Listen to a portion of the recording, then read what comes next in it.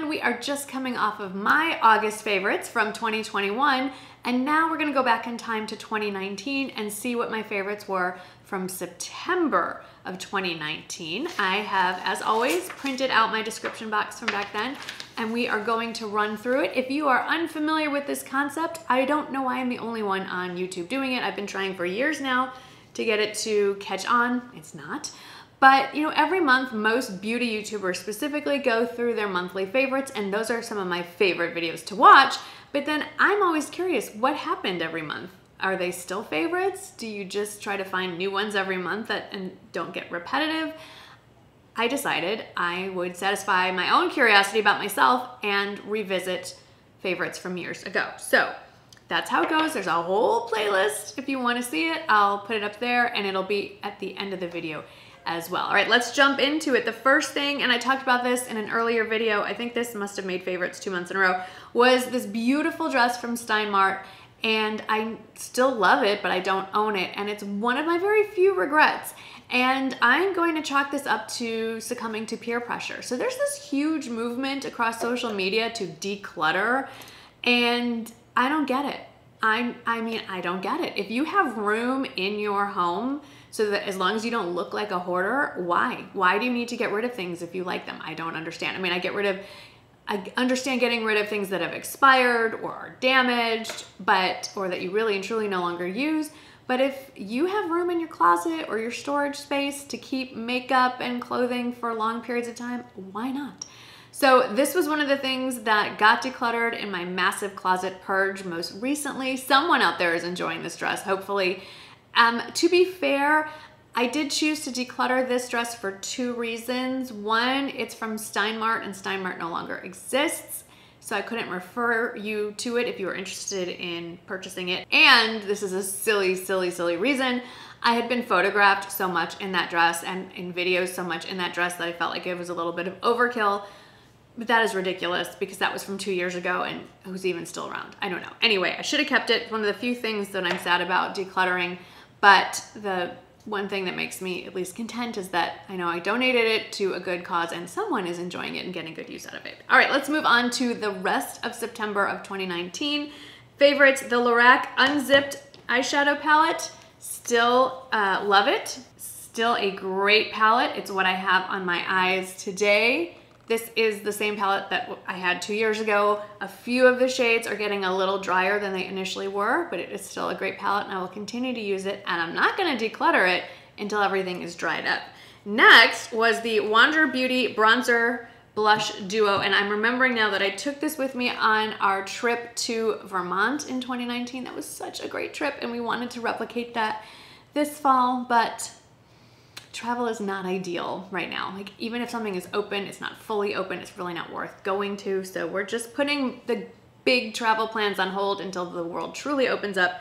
In the meantime, I can still use this. It's such a great palette. I didn't forget that I had it, but it fell out of my rotation. Another reason I love doing these videos. It kind of reminds me to go through my stuff and bring out some of the old favorites. So this is the Blush Bronzer Duo, and if you are fair-skinned like me, it is such a great bronzer and blush. The sun is really bright today. I've actually closed all the blinds and turned down my exposure, and I think it's still pretty bright in here, but I am wearing both of these, and they are very wearable, especially if you are fair-skinned. I think if you are medium toned or any deeper than that, this isn't really gonna show up on your skin. But this isn't a bright pink at all. It's a really nice soft pink that you can barely see on my finger. There it is. And it's a great year-round shade, but I think it's really nice as we move into fall. It's not too bright on my now winter-toned skin, and it's September. Next was the Maybelline Jelly Highlighter. I have it in the shade Metallic Rose. This is about to go in the trash.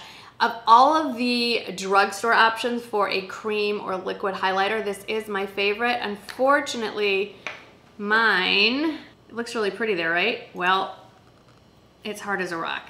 It's not a jelly anymore. It's not even a cream. It's like dried up. It has the consistency of dried up Play-Doh. But when it was still fresh, it was beautiful. and pretty easy to work with. I would just tap it on the high points of my cheeks and then blend it in with a more dense brush or a beauty blender, and it worked out great. Since this has come out, they've released it in a molten bronze as well. I will say that when I do use a liquid or cream highlighter, the one that I reach for is this one. It's what I'm wearing today. It's the Hollywood Beauty Light Wand from Charlotte Tilbury. It is subtitled the Easy Highlighter, and I truly think it is. It's the same concept. It has a sponge tip, dot it on, blend it in the same way. You could even use your fingers. It's a really great product, and a little trick, regardless of what cream or liquid highlighter you're using, if you have fine lines, this is gonna seem contraindicated, but just hang on there. Put your concealer on like normal. Before you set it with powder, take a little bit of the highlighter and put it on under there, and then set it with powder. The highlighter will make the light reflect even more and actually kind of blur the fine lines under your eyes. Give it a try. Let me know how it goes for you. I was taught that by a Charlotte Tilbury makeup artist, actually.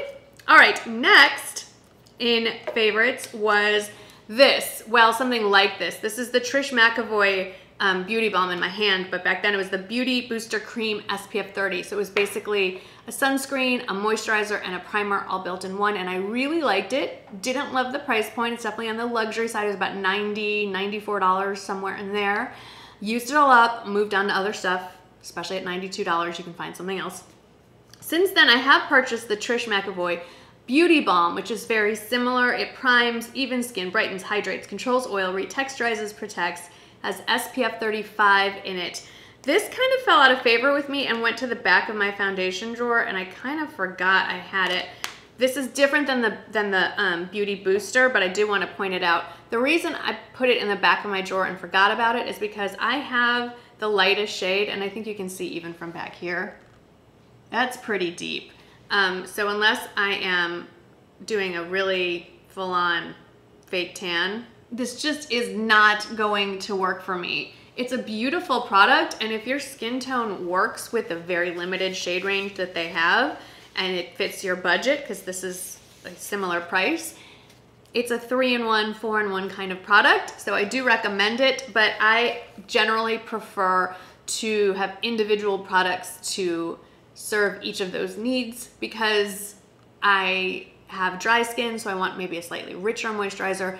I like having a higher SPF and a mineral SPF, and then if I want to use a primer, it depends on the day and the foundation and which one I want to choose. So that's that. So I just wanted to put that out there.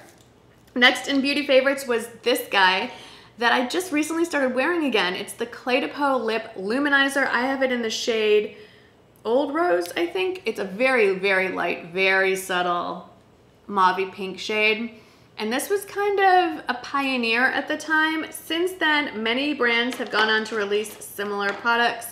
Tarte has their Juicy Lips, same concept, and I'm noticing same color. Basically the same pigmentation as well. Let me swatch them both for you. Very similar. The Tarte, I think you can see, is the very, very shiny one. So the Tarte ones are a little shinier. Cosmetics came out with one that is also a little more pigmented. I'll put it on the other side. This one, a little more pigmented than the Clé de Peau option. I believe e.l.f. even released one. I could be wrong, but it is definitely a concept that is caught on, and I love the concept a lot, especially in the cooler months. My skin gets drier, including my lips, so I love this, but I kind of still love the Clé de Peau one the best. Let me know below in the comments if you use any kind of lip balm hybrid product and which brand is your favorite. Always looking to add to my lip collection because, you know, I need more lip products desperately. Next is this. This is the Sally Hansen Argan Oil Color Therapy Nail Polish in the shade Slate Escape. It's a beautiful fall color. I love it. I would still wear it. I may put this on my toes, maybe, but to be honest, I haven't used like real nail polish on my hands or feet in a while. I now do dip on my hands.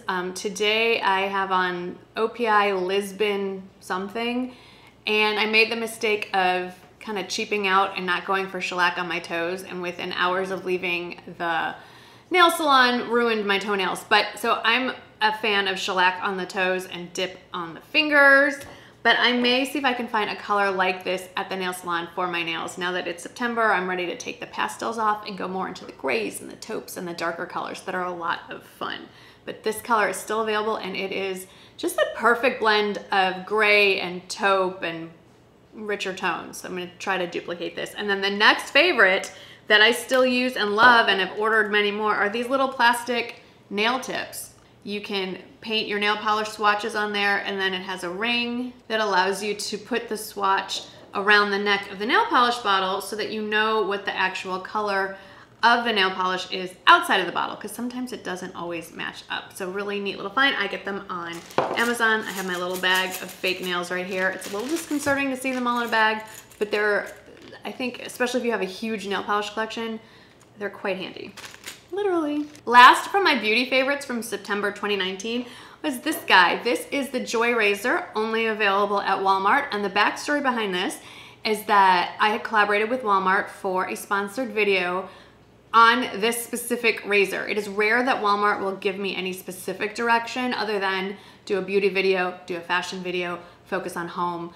I get very little direction from them, which is a reason I love continuously working with Walmart, but for some odd reason, they wanted a dedicated video on the Joy Razor. So I used it, liked it, agreed to the video, and never went back. It's been years, and I love this razor, and Michael converted over to this razor for his face, not his legs, and it's the only razor we use. Well, mine's pink, his is blue. But they still sell it at Walmart, they still sell the refills. They don't sell the shaving cream, I don't think, anymore. But just a great razor. I feel like it gives me the closest shave out of any blade I've ever tried. I like that the actual handle is squishy and has like a grip to it, so it's not gonna go flying out of your hand. And I love that it works better than any other razor I've used and is less expensive. So ticks all the boxes for me. So the lifestyle was this travel journal from Erin Condren that is actually no longer available, and it's a great idea for people who are more, I don't want to say dedicated, people who are better at committing and following through. I always mean to journal every day. I can keep it up for 2 or 3 days and I don't. But if you, and I even show this to you really because it doesn't exist anymore. It gave you a place to journal for each day of a trip and include the weather, what day of the week it was, what you saw, where you ate, what you wore, the reservations that you made, your favorite moment, and a place to list your expenses. They don't even make it anymore. I'm sure somebody makes a travel journal like that. It's a great idea. What I would recommend is just getting any kind of journal. This is actually the one that I carry in my purse. This is a softbound journal from Erin Condren. A nice coincidence there. No, I love Erin Condren products. And this one happens to be the dotted version. There's also a lined version. And you can just freeform and journal however you want. And if you want to make one a dedicated travel journal, then knock yourself out. And it's, I think, a lot prettier than this guy. But maybe they'll bring it back. Who knows? Okay, moving on to fashion. There is a lot of Walmart here. It's kind of funny. Okay, number one was this, the Sofia Vergara cardigans. I think I got it in this color first. It's a longer cardigan. It feels almost like a fleece, but it's really thin and lightweight, and I loved it so much that I bought it in the blush as well. They also had it in a gray that I never did get. It's not currently available, but when you click on the link, it'll take you to the product page, and there is a place to sign up for an in-stock alert, which leads me to believe that they may bring it back. So if that's something that you're interested in purchasing, then I would recommend you do that. Next were these shoes that I still wear and love all the time, and they still have limited availability online, but if you go into your local Walmart, at least in the two that I usually hang out at, they are fully stocked in a variety of colors and sizes. This is their quilted slip-on sneaker. And then another favorite from September 2019 is this guy that I also still wear and love. And it's just a faux suede studded mule that I have a feeling will also be making a reappearance on the Walmart website. So check out those links, sign up for the in-stock alerts if you're interested in those.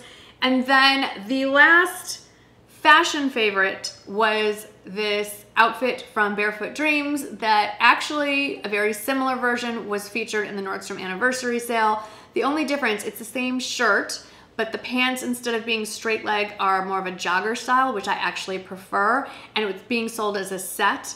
and the set is less expensive than the individual pieces. So I would say, unless you really hate the jogger style pants, that I would recommend purchasing the set. The shirt is available on its own. I haven't been able to find those exact pants, but honestly, I wouldn't repurchase them because they don't have pockets. Now they make options that have pockets, and I would prefer that even on loungewear. But I still wear it, not currently, it's not cold enough yet, but it's definitely something that I wear and take with me every time we travel when it is cold out. Then I moved on in my favorites to a book, The Bookish Life of Nina Hill. I would still recommend it. I think it's a great book. At the moment, the real world is pretty heavy and dark and terrible. So I use books as a way to escape and find something lighthearted. So I'm not even tell you what I'm reading. It's just garbage, but it's fun, like paranormal romances and things like that. So I'm still reading every day, but I don't have a great standalone book to recommend to you today. I was obsessed with the show Mindhunter on Netflix. That's a great series. I think there are 2 seasons of that. Michael and I are on season 2 of Longmire, and we like it, but we're not loving it. So I need some suggestions. We went through Lucifer, all 5 seasons, and now there's like a hole in our heart because there's nothing to replace it, and we've just kind of been floating along. So if you have any recommendations for Netflix or Amazon Prime, let me know. And then lastly, I guess this is, I don't know where this came from, but the Peepers blue light reading glasses. Yes, I still have them. I still wear them. These are very polarizing. They're not polarized, but they're very polarizing. A lot of you love, love, love these. These have been one of my best sellers for the last 2 years. Quite a few of you hate them. You hate them so much that you feel like you need to send me direct messages telling me how much, not only that you hate them, but you hate that I wear them and how terrible I look in them. I'm here to tell you that I'm still wearing them, and I'm going to still wear them. These are just the regular blue light ones with no adjustment for nearsightedness or farsightedness, but it does come in various strengths if you need them as readers as well, and they still have the blue light protection in them.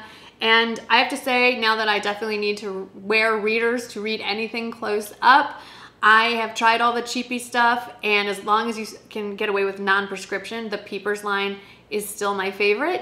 You can get them from Peepers directly. I find that it's better to get them on Amazon. They ship faster, and the shipping is free if you have Prime. Alrighty then, those were my favorites from September 2019. Most of them are still my favorites. September was a good month. I hope September of 2021 is a good month. August was something, wasn't it? All right, anyway, I'm gonna stop with that.